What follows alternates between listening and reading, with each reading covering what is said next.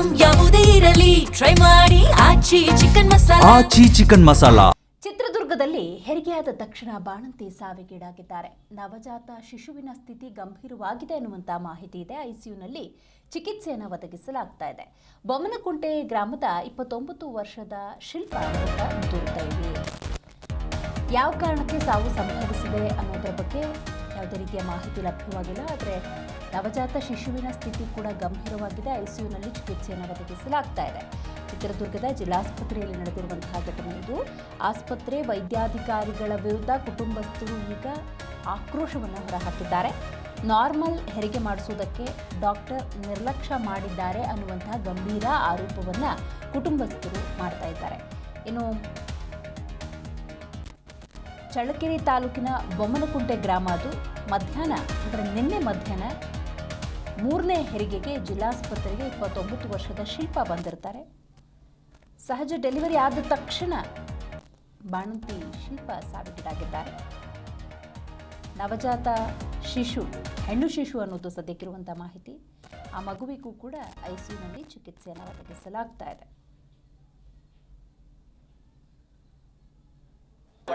ನೋಡಿ, ಇಲ್ಲಿ ತಿಂಗಳಲ್ಲಿ 700, 800, 900 ಡೆಲಿವರಿಗಳು ಆಗ್ತವೆ.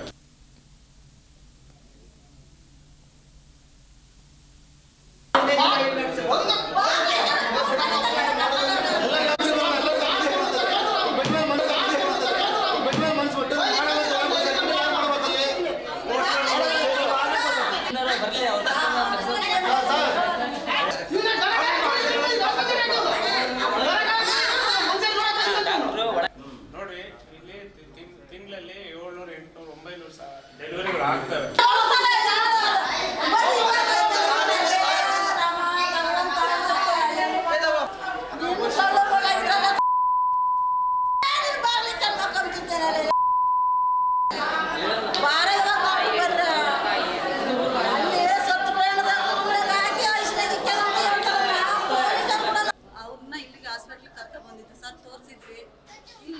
ಬಂದಾಗ ಎಲ್ಲ ಚೆಕಪ್ ಮಾಡಿಸಿದ್ರು ಸರ್. ಎಲ್ಲ ಚೆನ್ನಾಗೈತೆ, ಎಲ್ಲ ನಾರ್ಮಲ್ ಐತೆ ಅಂತ ಎಲ್ಲ ಮಾಡಿಸಿದ್ರು ಸರ್. ಇಲ್ಲೇ ಅಡ್ಮಿಟ್ ಮಾಡ್ಕೊಂತೀವಿ, ಇಲ್ಲೇ ಬೆಡ್ಗೆ ಸೇರಿಸ್ತೀವಿ, ಚೆನ್ನಾಗೈತೆ, ನಾವೇ ಡೆಲಿವರ್ ಮಾಡ್ತೀವಿ ಅಂತ ಅಂದ್ರು ಸರ್. ಅವ್ರಿಗೆ ನಿನ್ನೆ ನಾವು 11ವರೆಗೆ ಬಂದಿರೋರು ಸರ್. ನಾವು 1 ಗಂಟೆಗೆಲ್ಲ ಎಲ್ಲ ಅಡ್ಮಿಟ್ ಮಾಡ್ಕೊಬಿಟ್ರು ಸರ್. ಮಾಡ್ಕೊಂಡು ಅವಾಗ್ಲಿದ್ದ ಸಂಜೆವರೆಗೂ ಸುಮ್ಮನೆ ಏನು ಆ ಹುಡುಗಿ ಏನು ನೋವಿಲ್ಲ, ಏನಿಲ್ಲ, ಮಾಮೂಲು ಮನ್ಸು ಹೆಂಗೈತೆ ಹಂಗೆ. ಓಕೆ, ಏನಕ್ಕೆ ಈಗ 2ನೇ ಡೆಲಿವರಿ ಕರ್ಕೊಂಬಂದಿದ್ರ? 3ನೇ ಡೆಲಿವರಿ ಸರ್. 3ನೇ ಡೆಲಿವರಿ ಇದು. ಏನಾಯ್ತು? ಏನಾಯ್ತಂದ್ರೆ ಅದೇ ಇವಾಗ ಕರ್ಕೊಂಡ್ಬಂದಿದ್ವಿ ಇಲ್ಲಿ ಡೆಲಿವರಿ ಕರ್ಕೊಂಡ್ಬಂದಿದ್ರೆ